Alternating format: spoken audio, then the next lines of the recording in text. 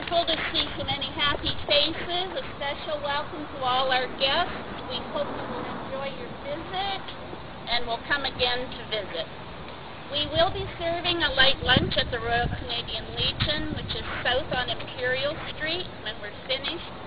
And any donations received today will go into our building fund.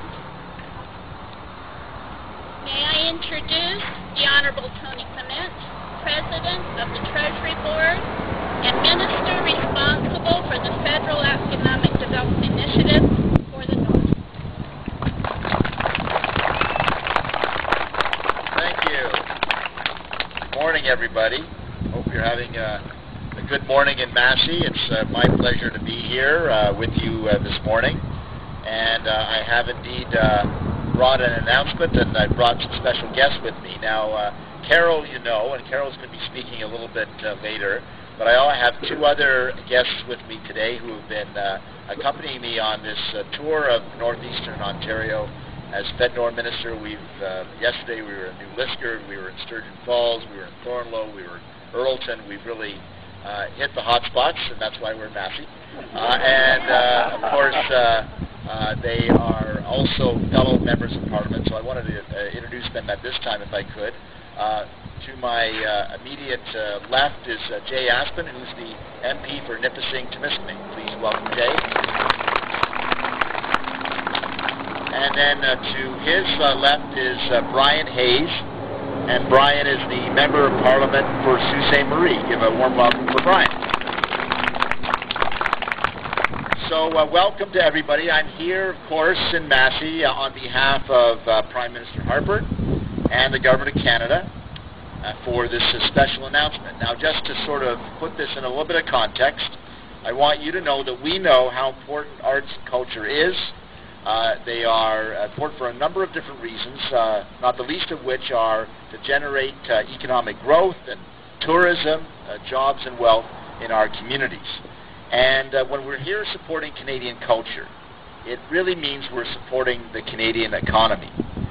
You know, arts and culture represents a $46 billion industry in the Canadian economy, and it represents over 630,000 Canadian jobs.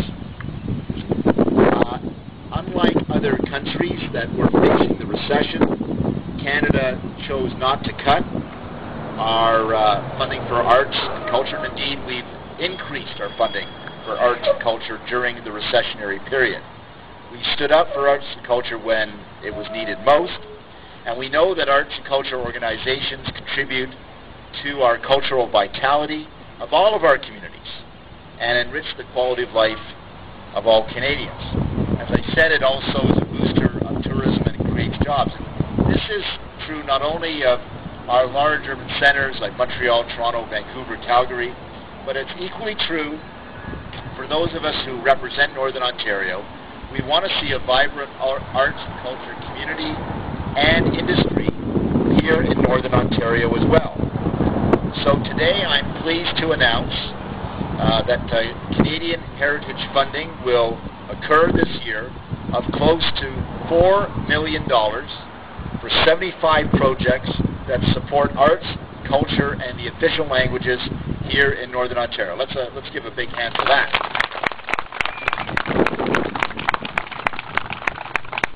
Now, $430,000 of this funding will allow the Massey Area Museum to design and construct a new, obviously, 6,000 square foot, a state-of-the-art energy-efficient facility that will also promote environmental conservation and will incorporate geothermal construction technology. So I can't wait for that.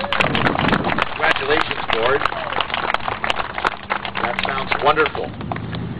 Now, let me just put my FedNor hat on just for the moment and also say that we recognize the economic benefits of this particular project for Northern Ontario, and that's why through FedNor we recently announced funding for about $187,000 to support the construction of an artisan demonstration area for the new Massey Area Museum as well. My congratulations to the board for that.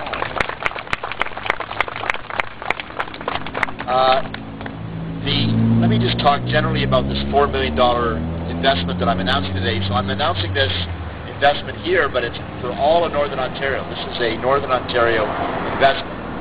And this investment also includes support for youth organizations that participated in the 5th annual Les Jeux de la Francophonie Canadienne, which wrapped up this past weekend in Sudbury. It also supports a myriad of cultural organizations such as Les Concerts La Nuit sur les Dingues in Sudbury and Les Compagnons des